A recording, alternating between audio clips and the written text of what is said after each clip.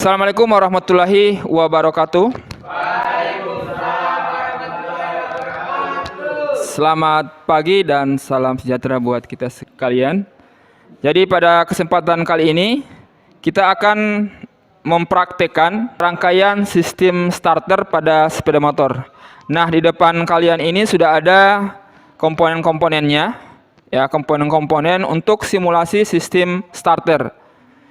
Tetapi ini mewakili komponen-komponen yang ada di motor, ya. Kita ketahui bahwa di motor itu ada baterai, kemudian ada fuse atau sikring, kemudian starter, kemudian ada relay starter, kemudian ada motor, ya, kunci kontak, kemudian ada motor starternya. Itu yang ideal. Tetapi untuk simulasi ini semua komponen yang ada di motor secara real atau nyata itu terwakili pada simulasi ini. Paham ya maksud saya? Paham? Paham. Oke, artinya adalah komponen-komponen yang asli di motor itu diwakili oleh komponen pada simulasi. Jadi ada starternya, kemudian ada baterainya, ada sikringnya, dan lain sebagainya. Oke?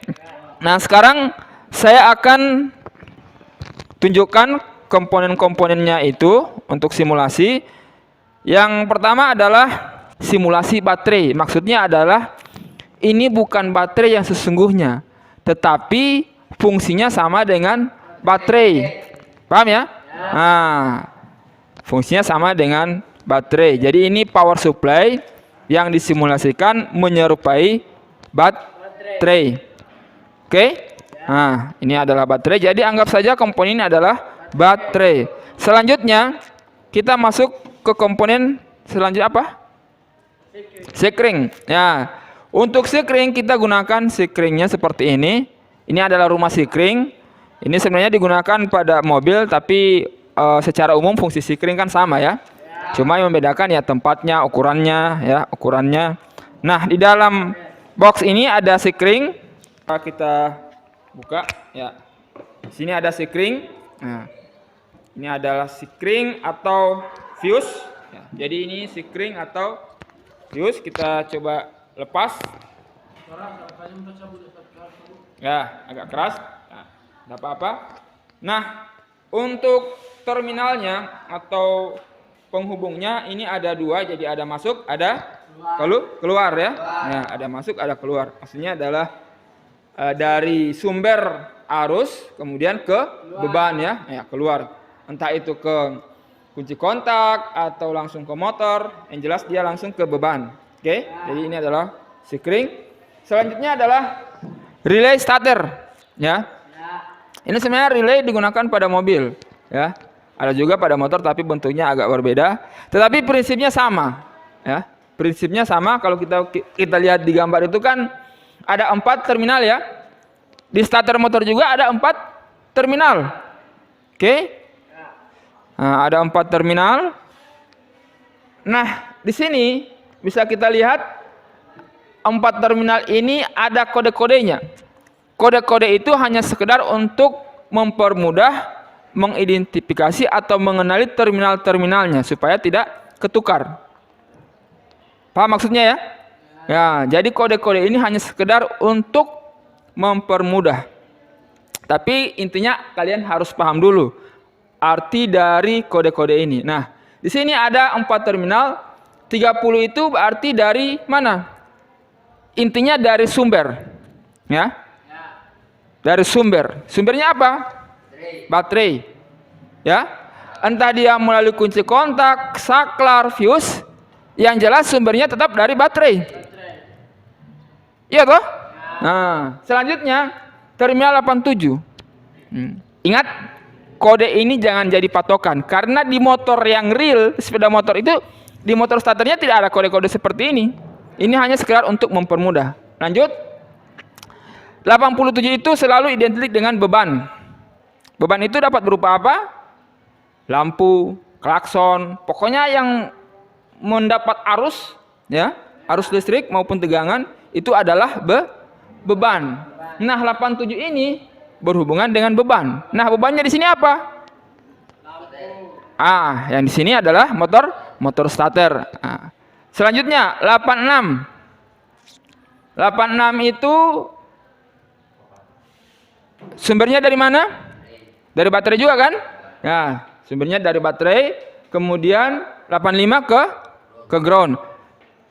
Kalau kita perhatikan gambar ini, di situ kan ada lingkar-lingkar. Ya, itu adalah kumparan atau spool. Jadi kalau misalnya posisinya seperti ini, itu dibalik-balik tidak ada masalah. Mau 86 itu sebagai ground atau 85 itu sebagai sumber, ya, sumber arus listrik, itu tidak jadi masalah. Intinya dia harus mendapat positif dan negatif. Paham ya maksudnya? Bisa. Nah, jadi yang 86 ini bisa ketukar. 86 bisa di posisinya ground atau 85 bisa posisinya berhubungan dengan baterai. Ya. Oke. Yang di atas itu selalu berhubungan dengan sumber. Masuk sumber, keluar beban. Oke? Ya, jadi masuk sumber, keluar beban. Nah, di sini coba kita perhatikan cara kerjanya adalah pada saat saklar, ya, pada saat saklar starter itu ditekan, maka koreksi. Yang pertama yang kita lakukan apa? Ya, pada saat kunci kontak on, starter nyala enggak? Belum toh? Oke, belum. Kapan starternya menyala? Ya. Oke, sekarang saklar starternya ini kita on kan, cek. Ya. Pada saat kita on kan, maka arus mengalir dari mana? Positif baterai, kemudian sekring, kemudian kunci kontak, kemudian saklar, kemudian relay terminal. Terminal apa? Relay. Ingat di situ ada kode terminalnya. 86. Kemudian kemana? 85. Kemudian ke ground. Nah, karena dia sudah mendapat arus positif dan negatif, maka kumparan ini timbul kemagnetan. Tahu magnet?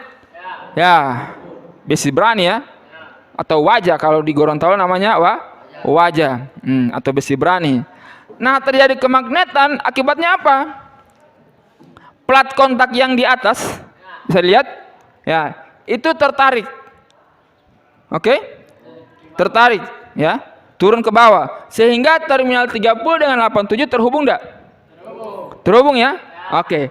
Pada saat dia terhubung, maka arus dari mana ke mana akan mengalir? Perhatikan, dari no.